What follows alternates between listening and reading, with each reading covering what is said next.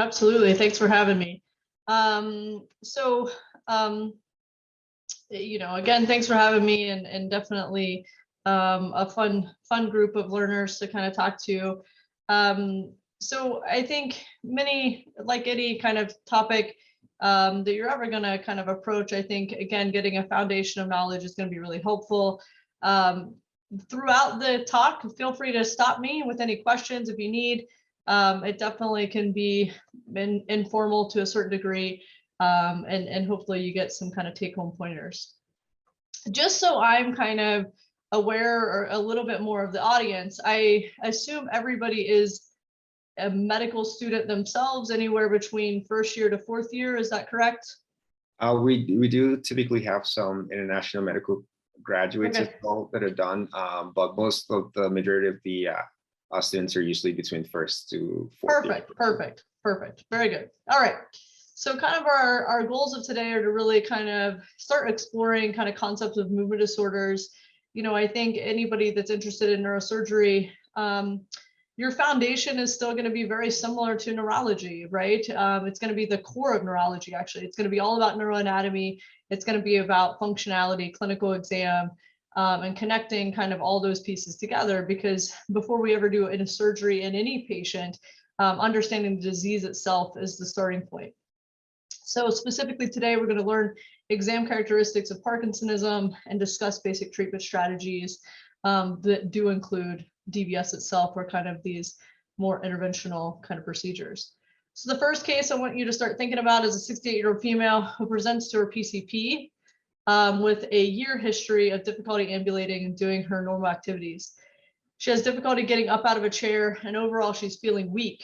So many of you who are in the clinical years can probably appreciate this, that in the first 2 years of medical school, specifically here in the States, we cram as much information into your brain as we possibly can. And a lot of that information is buzzword recognition, meaning that if I put a buzzword in a clinical vignette, would you be able to recognize said buzzword and answer the single best multiple choice question? Well, that is one way of knowledge acquisition, but the challenge, and for any of the students who are in their clinical years of medicine, the challenge is that very, very rarely does a patient come into any clinic and spew out a clinical vignette, meaning that if I start kind of thinking about all the Parkinson's patients I've ever seen, not a single one of them has ever come into my clinic and said, "Doc, I have a pill rolling resting tremor, bradykinesia, shuffling gait, and rigidity." That's never happened, and it's never going to happen. That's not how patients talk about their symptoms. So the first thing we want to start doing anytime we're taking a history is start having a systematic approach of what could this patient mean by complaining of this symptom. So what do you think of when you think of a patient who says, "I have difficulty getting out of a chair. Overall, I'm feeling weak"? What do you think of when you hear the chief complaint, "I'm feeling weak"? So feeling weak is what I like to call kind of a kind of trash bag description. Feeling weak could mean any number of things. So what does weakness mean to you? How are we going to approach this? Well, to me as a neurologist, of course, I would think about maybe this patient actually has a motor power problem, an actual strength problem. Of course, all of neurology is involved in motor strength, right? So you can be 100% paralyzed from a brain injury, as you can be 100% paralyzed from an internal capsule injury or brainstem, a spinal cord injury, a peripheral nerve injury, neuromuscular junction problem, or muscle problem. Meaning that all of these things are literally going to cause a frank motor power problem. The good news is we can assess that on exam, right? This shouldn't be a mystery to us.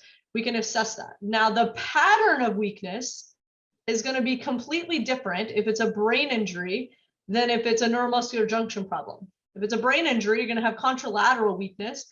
If it's a neuromuscular junction problem, you're also going to have kind of eye involvement, buccal kind of, or kind of mouth involvement. If it's a spinal cord injury, again, it's going to present in its own pattern. So the pattern of weakness is different. That's not even what I'm kind of getting at this point. The point is, though, is objectively patients are weak when they have injuries to these areas. And when we use weak there, we are literally meaning a motor power problem. Now, equally, patients often can complain of quote unquote weakness when they just have a systemic illness. Maybe they have anemia, maybe they have COPD, maybe they have a congestive heart failure. One of the frames of reference I'd like to mention here is to say that if somebody is actively having a heart attack, as long as their level of consciousness isn't affected, if I test their deltoid is 5 out of 5, meaning that no amount of anemia, again, as long as somebody is not having a level of consciousness issue, is going to cause an actual formal strength problem, meaning their deltoid is going to be just fine. But the problem is they have an energy crisis. If I ask that same patient to get up out of the bed and run down the hall, they're not going to be able to do it. And the reason they're not going to be able to do it has nothing to do with focal weakness. It has to do with an energy crisis. They're unable to really rise to the energy demand that they're having with exertion. But the third category, and the category that I argue is missed the most, is when a patient has a coordination problem, they're very, very often going to complain of weakness itself. And neither of these things, cerebellar disease or basal ganglia disease, will cause a decrease in formal strength testing. So as weak, or as a patient complains of weakness, or kind of it looks that has Parkinson's, they're 5 out of 5 strength. They do not have a motor power problem. They have a problem coordinating the activity. They don't have a problem lifting their leg. They have a problem stomping their foot over and over again. They don't have a problem lifting their leg. They have a problem walking down the hall. They don't have a problem lifting their leg. They have a problem getting out of their seat. So again, the patient is going to describe that very commonly as weakness, but we as clinicians need to know that weakness doesn't always mean motor strength. Weakness can mean a systemic problem or a coordination problem. We have to keep these things in mind. So the rest of this history is the patient has difficulty ambulating and doing her normal activities. So what are the other questions we want to ask? The patient has no history of tremor, no kind of focal weakness, normal blood work, including a CBC, kind of basic kind of workup, no fevers, chills, night sweats. What else might we want to ask? How are we going to get into the, again, if we think that our differential here is separating frank motor strength problem, systemic problem, or coordination, what are some specific questions that we can ask that help get to a coordination difficulty? So what else might we ask? What about a decreased sense of smell? Again, remember when we're thinking about Parkinson's disease, alpha-synucleinopathies in general are going to be correlated with a decreased sense of smell. This is a really good coordination question. The patient has decreased ability to button buttons and tie shoes. The other thing that I would bring up here in our history taking is that a patient themselves is never going to connect that the same problem that I have that keeps me from getting out of a chair is the same thing that's going to keep me from buttoning buttons and tying shoes. Meaning that if you think about your day-to-day life, if something was impacting your ability to get out of a chair, you would not naturally assume that same thing is affecting your hand dexterity. The average person is going to say, hey, that must be 2 different things. Now we know better, right? These are systemic signs of a coordination problem. The patient also has smaller handwriting. People regularly ask her to speak up. Husband states she actually walks slower with shorter strides. She talks in her sleep and acts out her dreams, which is another alpha-synucleinopathy finding.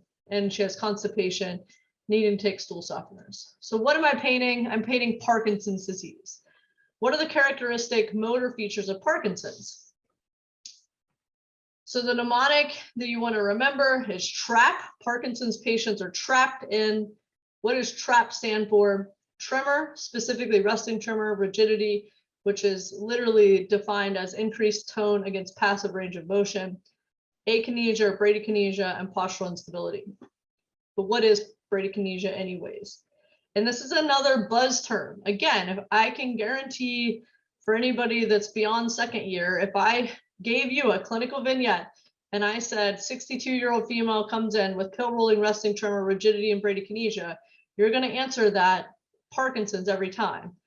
But remember, eventually in life, you're not going to just have a clinical vignette with single best multiple choice question. Eventually in life, you're going to have to take a history and you're going to have to make sense of what a patient says.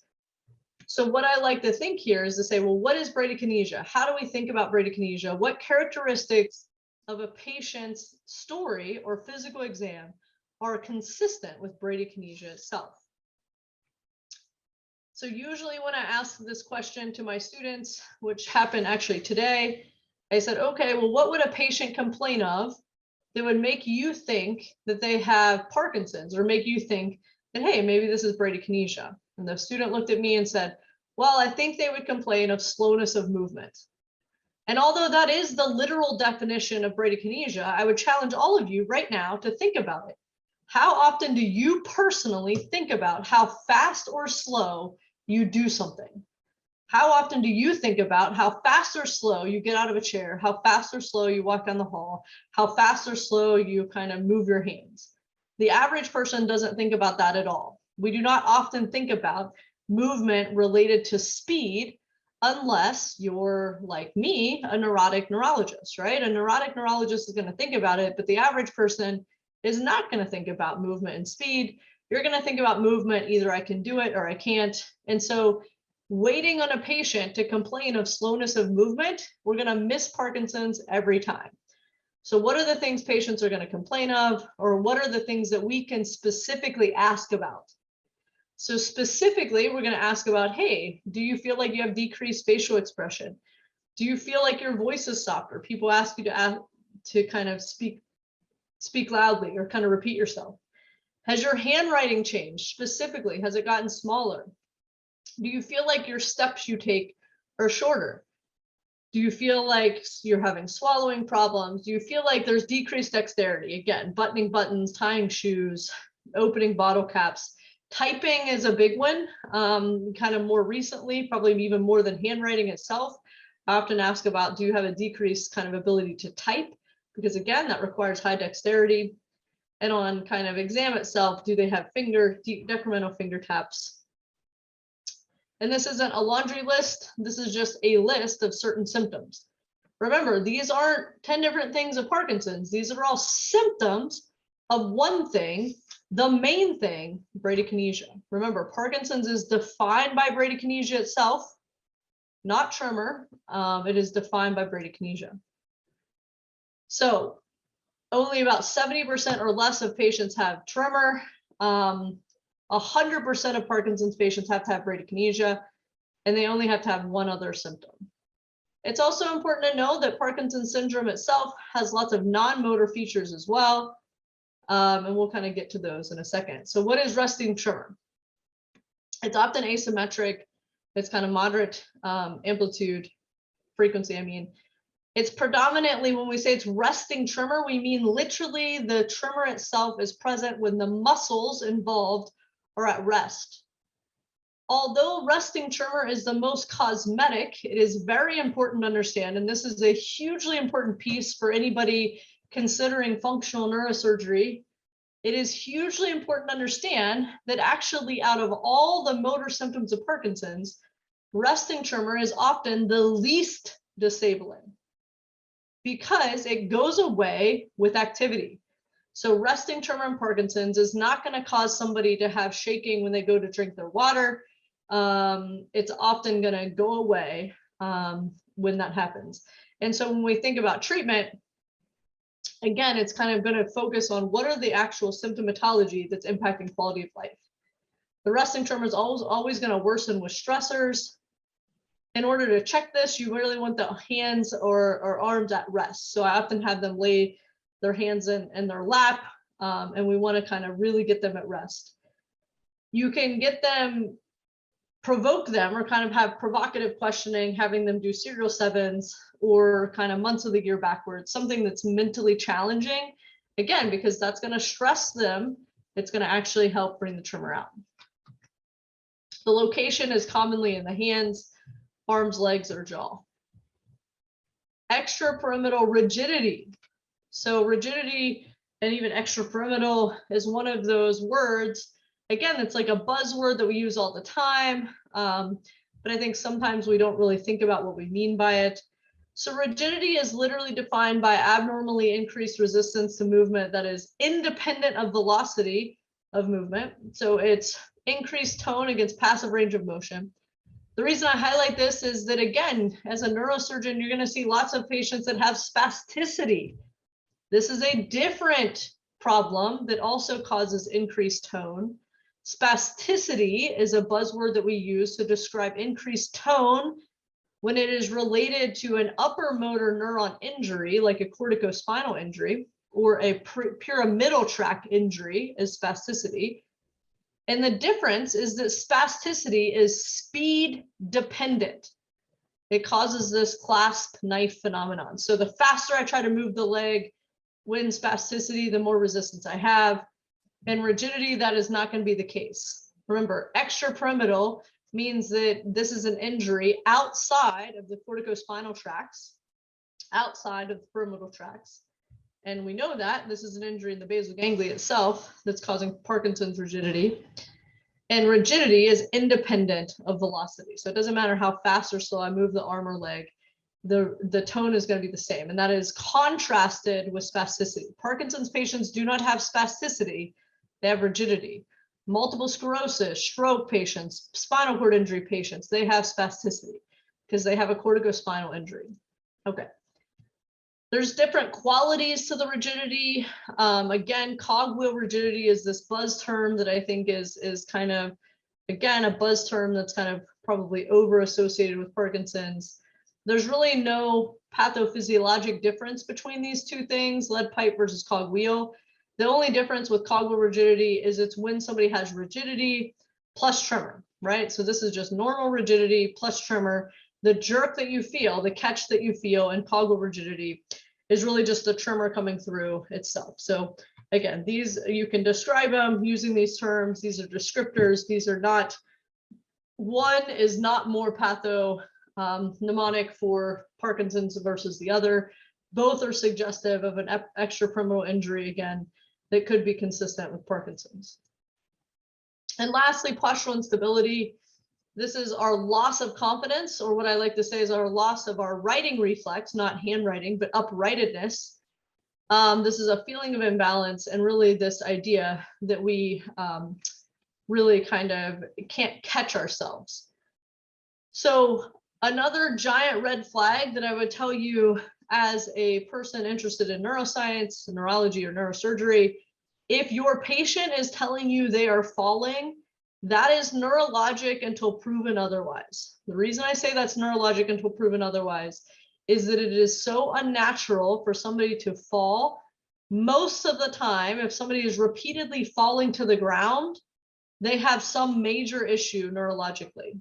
To the point, I often tell the students in my clinic that I could go up to you if you were standing in front of me and I could shove you, and no matter how hard I shoved you, odds are you wouldn't actually fall to the ground. And the reason that you wouldn't fall to the ground is we have lots and lots of neurologically driven built-in reflexes that keep us from falling to the ground.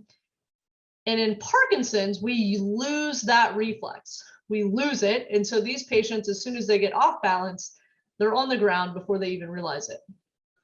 How do we test this? We have them stand out of the chair with their arms crossed. We have them walk and turn.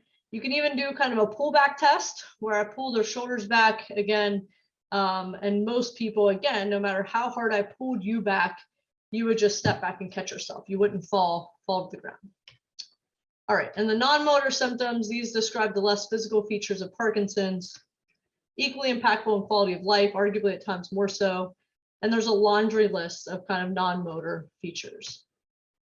So case 2 is a 56-year-old male who presents with a 2-year history of resting tremor and decreased ability to type from his computer.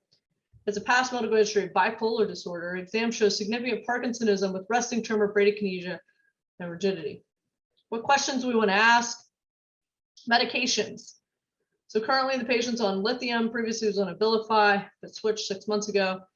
He does deny any history of stroke, hypertension, diabetes, or illicit drug use, no family history of PD. Clinically, he denies having a decreased sense of smell, so he has a normal smell. Wife states he does not act out of his dreams. He has no issue with constipation. So what are we thinking? What do we think the cause of these symptoms are in this patient? So this patient is an example of what we call secondary causes of Parkinson's or secondary Parkinsonism. What does extrapyramidal side effect even mean? This is just outside of the corticospinal tracts. We kind of referred to this already a little bit. And really all we're saying is that when somebody takes something like an antipsychotic, a dopamine antagonist, something like Abilify or even lithium has dopamine antagonist properties, they can get extrapyramidal side effects. They can get these Parkinsonian features that are just like regular Parkinson's disease, but are really coming from medications itself. So what are the typical medications? Antipsychotics, antiemetics, lithium depakote. All these have dopamine antagonist effects, dopamine blockade effects. So it can cause the exact same clinical symptoms. It is very important to kind of understand this point, that this patient is absolutely Parkinsonian. This is not debatable. They have resting tremor, bradykinesia, rigidity. They have fulfilled criteria for Parkinsonism, but the cause is entirely different when it's from a medication. Okay. So the other thing that helps you in this is that the patient denies these other alpha-synucleinopathy features, right? They have a normal sense of smell. They do not have REM sleep behavior disorder, and they do not have constipation. So we would say, again, if we're kind of getting to the heart of what is the pathophysiology of these symptoms, we're hedging towards these medications that he's on. But how do we prove it? So this is when we utilize something like a DAT scan. Remember, the way a DAT scan works is it really is quantifying the dopamine transporters in the brain. So remember, the nuclear peptide that we use is actually a dopamine mimic. So when we inject the radionucleotide tracer, that's a dopamine mimic, we give it time to go up to the brain and saturate those dopamine receptors. And then we can quantify the number of dopamine transporters or dopamine receptors in the brain. So this does not directly calculate the amount of dopamine in the brain, but it indirectly gives us an idea of how much dopamine is readily available. When a patient has idiopathic Parkinson's disease, so fundamentally in Parkinson's, their brain is not making enough dopamine. When that happens, the dopamine itself as a neurotransmitter is downregulated or not produced. The receptors will downregulate, the transporters will downregulate. And so in a patient with primary Parkinson's disease, their DAT scan is going to be abnormal, showing a decreased dopamine transporter visualization. In a patient that is only on dopamine antagonists like Abilify, Zyprexa, Halidol, Risperidol, any of those medicines, they don't have a dopamine production problem, so their transporters are going to be normal. They have a blockade problem. They have again, a dopamine antagonist problem. They have a receptor blockade problem. They don't have a receptor downregulation or a dopamine production problem. They have a blockade problem. Take home is clinically, they can look just the same. They can look just as Parkinsonian as any idiopathic primary Parkinson's patient, but the etiology is different and our treatment is different, right? These are not patients that we want to put DBS in, right? Because it's not going to help them. They don't have a dopamine production problem. They need to get off medications causing the problem. Okay. It's important to understand that Parkinsonian syndromes are lots of different characteristics, right? So it is not a one size fits all.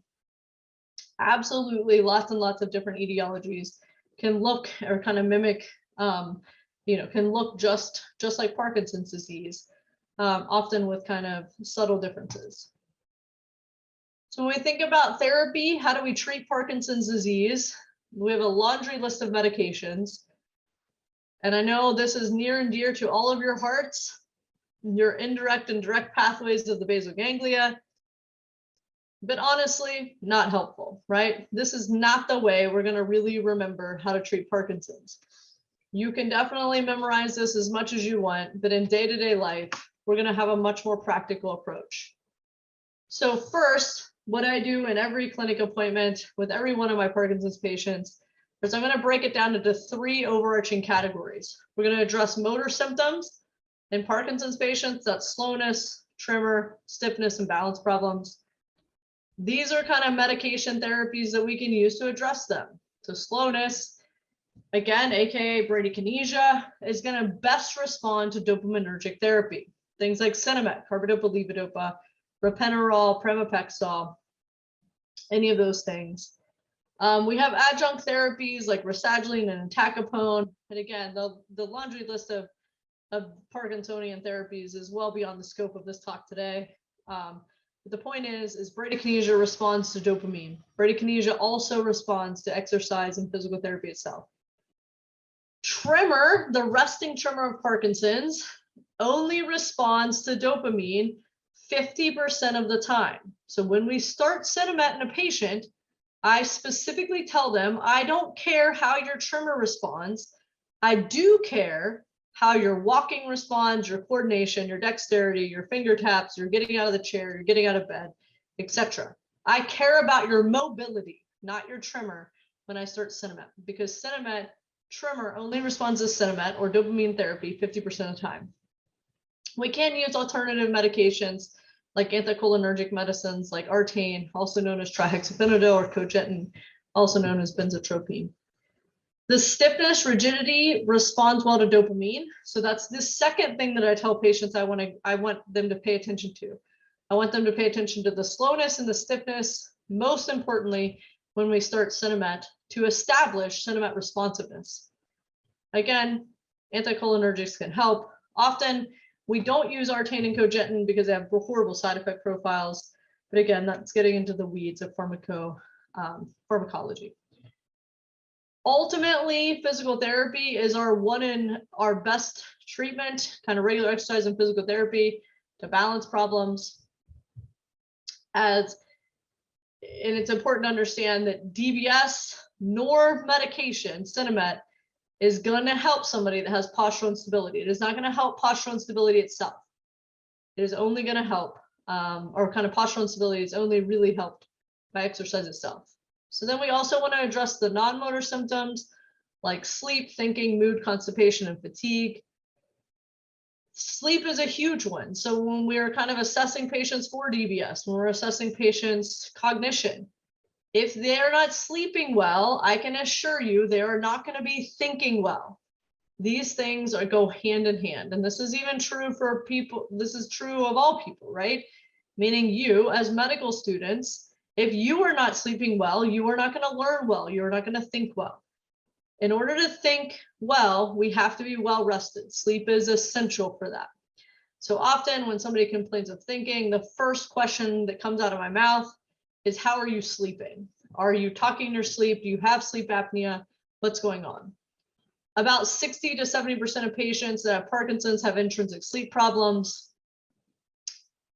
Mood is another big one. So mood, kind of about 80% of Parkinson's patients are going to have some degree of anxiety or depression. Constipation is in the mid 90s, actually. 95% of patients have constipation. And fatigue is another kind of common non-motor symptom. And again, we're going to address these individually, but they're very important to keep on your radar because these are going to be things that are a huge impact in patients' quality of life, none of which are going to respond to Sinemet or DBS, right? When we do DBS, it's not going to make somebody think better. It's not going to make somebody sleep better. It's only going to help their physical symptoms. And then ultimately, I always kind of bring up to patients that in order for any of us to be healthy, this is the trifecta of health. We should be physically active, physically healthy, mentally active, mentally healthy, and socially active, socially healthy. This doesn't happen by chance. This requires effort. Obviously, COVID has made an impact in this, right? So I've had lots of patients that have really had a big decline, both because their physical activity decreased as well as their social activity, and then that also subsequently decreased their mental activity. So these are essential to being healthy. And no matter what we do, whether it's DBS, medications, whatever it is, this has to be our focus. We have to be living our life. We have to be doing healthy things So that's highlighting why the diagnosis matters, why treatment understanding matters, but then what happens when we have potential problems with Parkinson's progression? What happens when symptoms become harder to manage with medication? As medications increase, we're more likely to get side effects like dyskinesia, nausea. Medications can also become less predictable. We can have on-off fluctuations. And certain symptoms don't always respond. We talked about this already. 50% of the time, the resting tremor itself doesn't respond to medication. So what do? These are exactly when we start thinking about surgical options for Parkinson's. It is very, very, very important to understand that we would never do surgery in a patient unless they first and foremost respond to Sinemet. It is our best predictive value. If a patient does not respond to Sinemet, we should not be doing surgery, right? Because surgery is going to give us a really good, it's going to be kind of like the best on we can get with Sinemet without side effects and a more predictable kind of on pattern. And then in general surgery, DBS, deep brain stimulation, is going to do better for treatment of tremor than even medication. So we have a couple surgical approaches, things like deep brain stimulation. There is also an infusion therapy called Duopa, but we'll kind of talk about DBS itself. At WVU and at most major academic places, you're going to have a specialty clinic approach. This is where really each appointment is to assess all aspects of the disease. We're going to address motor as well as non-motor symptoms. And overall, Parkinson's management is complicated, it's time consuming, and it requires a team approach to give the best outcomes. So what targets do we use? Surgical targets do we use for DBS? The two primary targets are the subthalamic nucleus, as well as the globus pallidum terta. The nuance of what target to select is complicated, and again, probably a little bit out of the scope of this talk today. But it's important to understand that both are really good targets. It is still a team approach, meaning that every Monday at our institution, we have a multidisciplinary team conference where it's ourselves, neurosurgery, neuropsychology, and neuroradiology to discuss every single patient that we would ever do DBS in. And the reason for that is back to kind of these points. It's complicated, right? We have lots and lots of different aspects of it. And we want to make sure we're doing the right patient selection to predict the right outcome. As a general rule of thumb, early Parkinson's management, when do we start dopamine therapy? The reason I bring this up is that some places in the world, there's still this misconception that we should wait on dopamine therapy or wait to treat Parkinson's. And so I want to kind of be the first one to tell you, we were going to start dopamine therapy as soon as we need dopamine therapy. There is no evidence at all that starting Sinemet or any dopamine medicine worsens the disease or makes the medicine less effective over time. This is an old theory that has been debunked since the 90s. However, if you Google it, it's still out there. The point is, the faster and the earlier we treat Parkinson's patients, the gold standard is treat as soon as there is a decline in physical functioning, because the more physically active I can get a patient today, the better they are going to do tomorrow. A delay in diagnosis or delay in management leads to a worse outcome. Ultimately, there's lots of different motor complications that can happen, like wearing off, dyskinesia, freezing. We can address some of these, why medication changes and on surgery. Exercise is a huge part. So actually, out of all therapies, the only thing that has been shown to decrease the speed of progression of Parkinson's disease is exercise itself.